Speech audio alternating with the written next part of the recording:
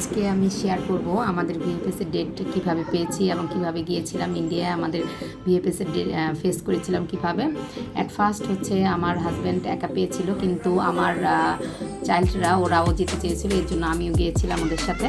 আমরা চারজন একসাথে ফার্স্ট টাইমে আমার হাজব্যান্ডের জন্য গিয়েছিলাম এবং সেকেন্ড টাইমে আবার আমার এবং আমার বাচ্চার জন্য আমার হাজব্যান্ড গিয়েছিল। সেই ক্ষেত্রে আমরা যখন ফার্স্ট টাইম ইন্ডিয়াতে যাই, আমার বাচ্চারা খুবই এক্সাইটেড ছিল, ওরা খুব মজা করেছে।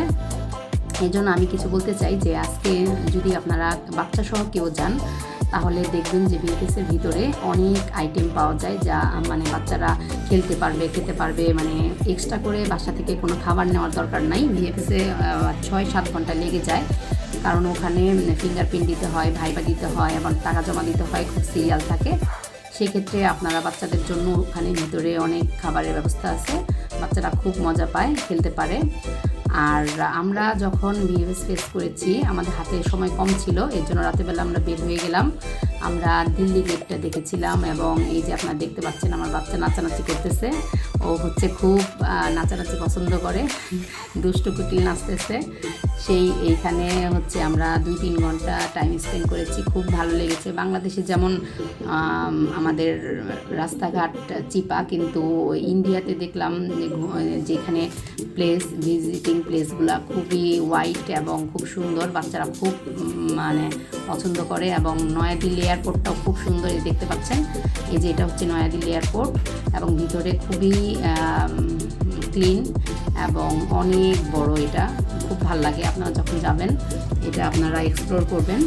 এবং আমার বাচ্চারা ওখানেও মানে আমরা যখন প্লেনে উঠি তখন ওদের ক্ষুধা লেগে গিয়েছিল, এবং ওইখানে আমরা লাঞ্চ করেছিলাম দোতলায়, সাবওয়ে এবং ভালো ভালো ব্র্যান্ডের যে খাবারের দোকানগুলো ওখানে আছে। এই যে দেখতে পাচ্ছেন আমার বাচ্চারা এখন লাঞ্চ করবে, ওরা হচ্ছে বসে গেছে খাবারের জন্য, এবং ওর বাবা খাবার নিয়ে একটু পরে চলে আসবে। এখন আমি হচ্ছে ওদের সাথে ছিলাম। এখন ওখানে একটু হাতে সময় নিয়ে যেতে হয়, কারণ ওইখানেও দেখা যায় অনেক সিরিয়াল থাকে, বাচ্চাদের টেক কেয়ার করতে করতে দেখা যাবে 1-1.5 ঘন্টার মধ্যে আপনার খাবার চলে আসবে, তখন আপনি খাবার খেয়ে আস্তে ধীরে প্লেনে উঠতে পারবেন। আর মোস্ট ইম্পর্টেন্ট থিং এটা যে যখন আপনার সাথে আপনার বেবিরা কোথাও বাইরে যায়, দেখবেন আপনার বেবিরা খুব এনজয় করে, কারণ বাসার মধ্যে একটা রুটিন ওয়াইজ লাইফ থাকে, সেখানে তো ওরা সারাদিন পড়াশোনা এবং কিন্তু যখন ঘুরতে যাবে তখন দেখবেন খুব এনজয় করে। এটা হচ্ছে আমাদের হোটেলে খাবার দিয়েছিল, হোটেলের খাবারগুলো মজা ছিল। আমরা চিকেন, ডিম এগুলো নিয়েছিলাম, এবং এই যে হচ্ছে আমার ছেলে, সে সবসময় খাবারের রিভিউ দেয়, বলতেছে যে খুব মজা। তারপরে আমরা 3 দিন থেকেছিলাম, এবং যখন ব্যাক করতেছিলাম তখন খারাপ লাগতেছিল যে আরেকটু বেশি সময় নিয়ে গেলে আগ্রায় যেতে পারতাম, তারপর হচ্ছে তাজমহলটা দেখতে পারতাম, কিন্তু আমাদের হাতে টাইম ছিল না। আমার হাজব্যান্ডের অফিস ছিল এবং আমার বাচ্চার পরীক্ষা ছিল, এই জন্য আমরা তাড়াতাড়ি চলে আসছিলাম।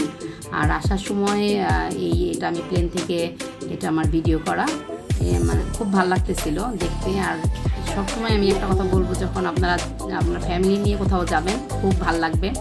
এখানে আরেকটা কথা, আমার মেয়ে ওই ভিএফএসের ভিতরে এখানে ও বাংলায় কথা বলতেছিল, কিন্তু অনেকেই ওর বাংলা কথা বুঝতেছিল না, আর সবাই বলতেছিল যে বাঙালি মুঝে নেই আতা হে।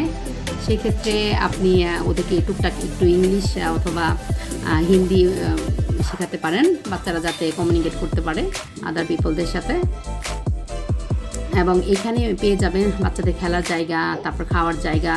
আপনি যদি একা যান সেই ক্ষেত্রে আপনার টেনশন করার কোনো দরকার নাই, বাচ্চারা রেস্ট দিয়েছে। আমার বড় ছেলে সে রেস্ট নিচ্ছে, এবং আমার ছোট মেয়ে সেও খেলতেছে, খুব এনজয় করেছে। কারণ আমি ওখানে একাই ঢুকেছিলাম, আমার হাজব্যান্ডকে ঢুকতে দেয়নি, কারণ যার হাতে ফর্ম থাকবে এবং যে ভিএফএস ফেস করবে শুধুমাত্র সেই যেতে পারবে। ওখানে আপনি ফার্স্টে লাইনে দাঁড়িয়ে যাবেন, এবং ওখানে লাইনে দাঁড়ানোর পরে আপনাকে আপনার সিরিয়াল অনুযায়ী ডাকবে, এবং ভিতরে যেয়ে আপনি ইজিলি ভিএফএস ফেস করবেন। আর আপনারা অনেকেই আমাকে প্রশ্ন করেন যে আপু ইংলিশে বলে না বাংলাতে বলে। আমাকে ম্যাক্সিমাম সব কোশ্চেন ইংলিশে করেছে, আমি ইংলিশ আমার সমস্যা ছিল না, এর জন্য আমাকে ট্রান্সলেটরের প্রয়োজন হয়নি, আমি ইংলিশেই অ্যান্সার দিয়েছিলাম।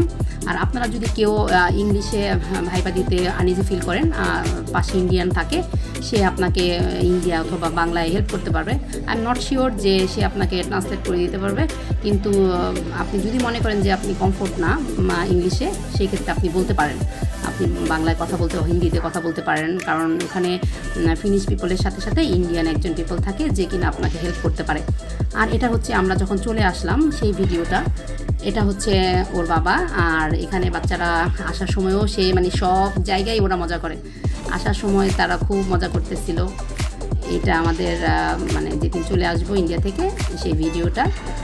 আচ্ছা, আরেকটা কথা বলবো, অনেকে আমাকে প্রশ্ন করেছেন যে আপু কী প্রশ্ন করে। অ্যাজ এ স্পাউস হিসেবে আমি বলবো, আমাকে কোশ্চেন করেছিল নাম, আমার হাজব্যান্ডের নাম, এবং আমার বাচ্চাদেরকে জিজ্ঞেস করেছিল যে ডেট অফ বার্থ এবং হচ্ছে বয়স কত। আর আমার ছোট বাচ্চাটাকে ওদের ফিঙ্গারপ্রিন্ট লাগেনি, 12 বছরের নিচে আসলে ফিঙ্গারপ্রিন্ট লাগে না, এবং আমার ছোট বাচ্চাকে জাস্ট দেখতে চেয়েছিল ওর পাসপোর্টের সাথে ওর রিয়েল ফেসটা মিল আছে কিনা।